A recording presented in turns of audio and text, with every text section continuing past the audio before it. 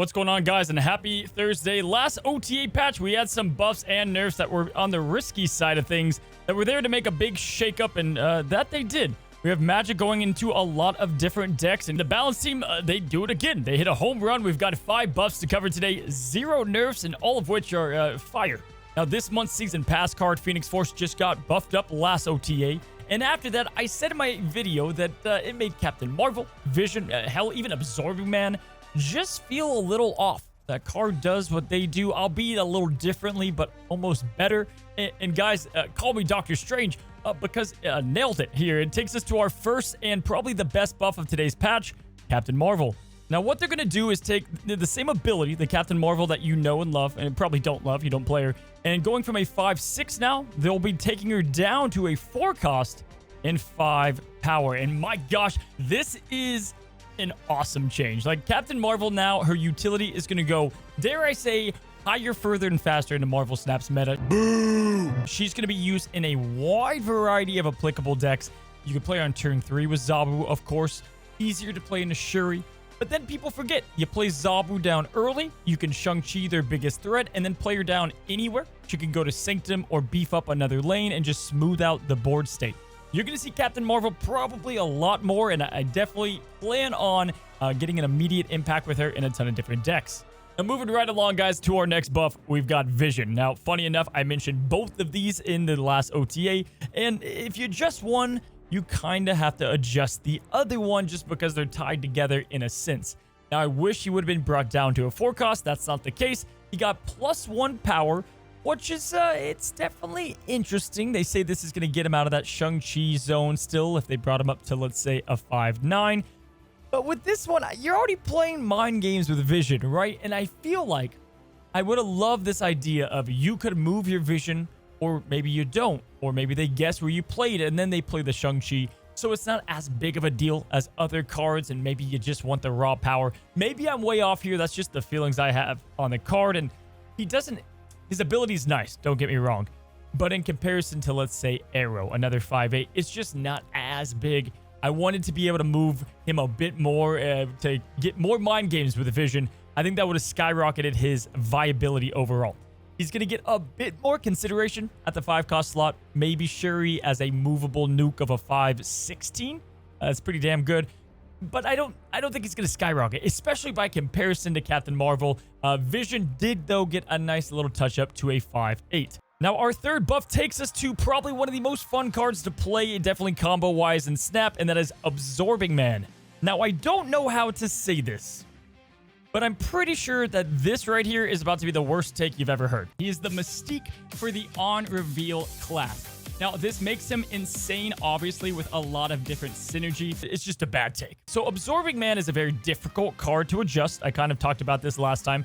Because he's an on-reveal copy card, there's a lot of effects and ways to abuse this, right? Off the top of the head, Black Panther. If you adjust any amount of power on Absorbing Man, obviously, he gets better and better. But lo and behold, Absorbing Man's play rate is just abysmal. So they did, in fact, give him a +2 power, taking him from that 4/3 that he was, oftentimes could be 3/3, to a 4/5. And again, guys, when we start breaking down these cards, you're going to understand why this is such a big change. We said Black Panther, but other cards just scale up nicely with on reveal. Let's say Ironheart typically is a technical 3/6 value. Well, with Absorbing Man, you play her on 3, you play him on 4, and now he's a 4/11. Pretty damn good stat line. Again, Brood is magnificent. You're going to get a bunch of 4/5s. You can copy Silver Surfer, Valkyrie, instead of turning everyone to 3 and you're a 3-power card. Well, now we can go ahead and do the exact same thing, but Absorbing Man is going to be 2 power above the rest, which is a big difference on a Valkyrie lane. There's so many different ways. These, in fact, are my favorite combos with Absorbing Man. You can look at kind of the whole list here and get creative. This is another card that you can expect to see some cheeky, creative, and also, dare I say, somewhat competitive decks with Absorbing Man no longer being the worst card out of the bunch. But again, I'm sure this is just the tip of the iceberg, and there's much more out there. And we have 2 more buffs to talk about today, and the devs really went to the trash can, the dumpster fire, to pull out some of these cards. If I say the worst cards in Snap, right? Typically, Angel, strong guy. You guys know it by heart now. Hawkeye would probably be in that list, and he did, in fact, get a buff.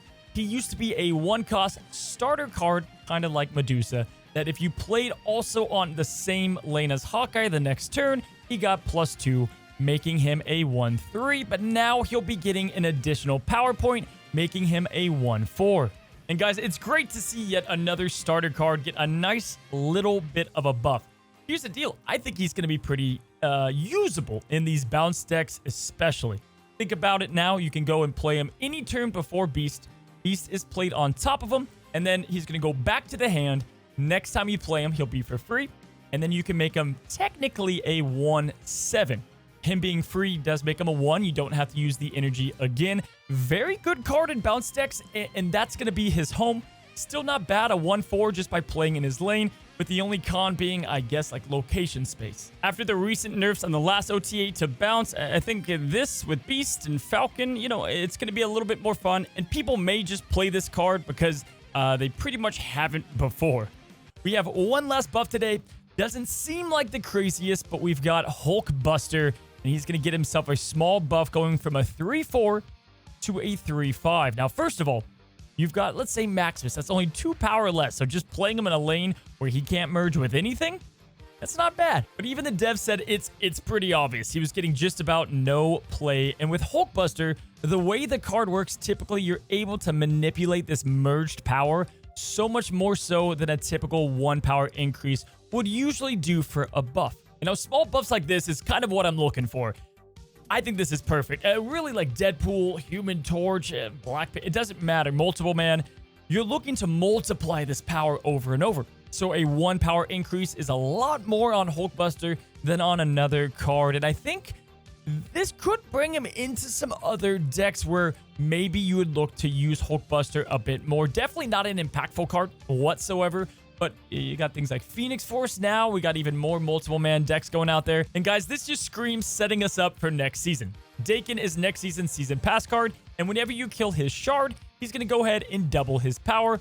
Giving him Hulkbuster makes it even more crazy. You can put this in a deck with Deadpool, which is probably the first place that I'm going to run the brand new Hulkbuster, as well as obviously Dakin, who I think is a very good card.